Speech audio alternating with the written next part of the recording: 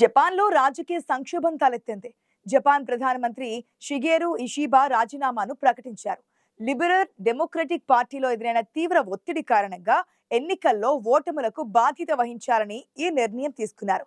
ఇటీవల వచ్చిన ఓటముల కారణంగా ఆయన నాయకత్వంలోని కూటమికి పార్లమెంటు 2 సభలలో మెజారిటీని కోల్పోయేలా చేశాయి. ఇషిబా రాజీనామా జపాన్ రాజకీయ భవిష్యత్తును $4.9 ట్రిలియన్ ఆర్థిక వ్యవస్థను అనిశ్చితిలోకి నెట్టింది. అసలు ఇషిబా రాజీనామాకు కారణాలేంటి? ఆయన రాజీనామాతో జపాన్లో ఎలాంటి రాజకీయ ఆర్థిక అసమానతలు చోటు చేసుకుంటాయి? అమెరికా చైనాతో సంబంధాలను కొత్త నాయకుడు కొనసాగించగలడా? Let's watch the story.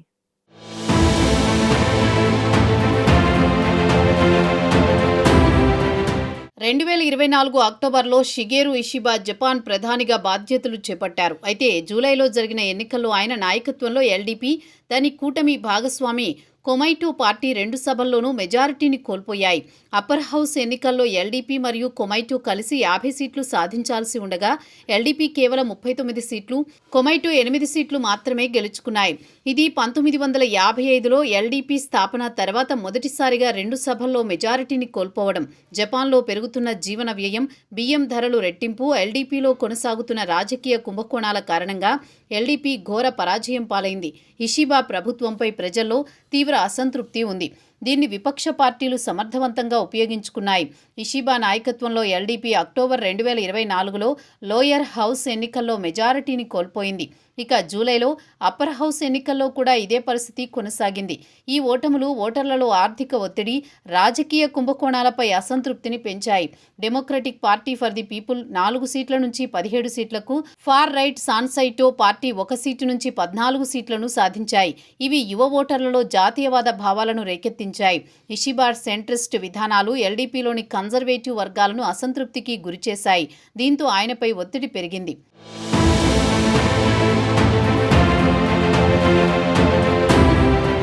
అయితే అమెరికాతో టారిఫ్ ఒప్పందాన్ని పూర్తి చేయాలని భావించిన ఇషిబా మొదట రాజీనామా చేయడానికి నిరాకరించారు. ఈ ఒప్పందం జపాన్ ఆటోమొబైల్ ఎగుమతులపై అమెరికా విధించిన టారిఫ్లను 27.5% నుంచి 15% తగ్గించింది.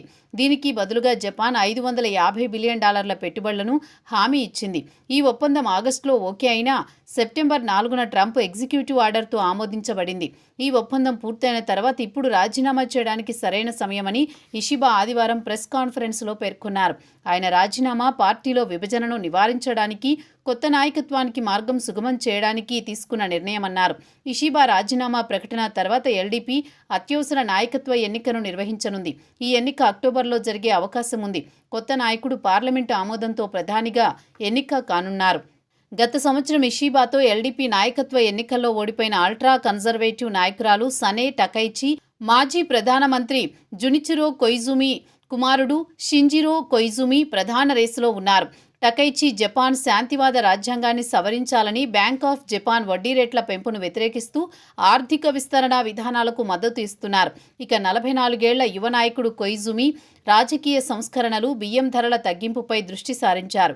ఇషిబాకు వ్యతిరేకంగా ఉన్న పార్టీ హెవీ వెయిట్లు మాజీ ప్రధానమంత్రి తారో అసో, యోషిహిదే సుగా ఈ నాయకత్వ ఎన్నికల్లో కీలక పాత్ర పోషిస్తున్నారు.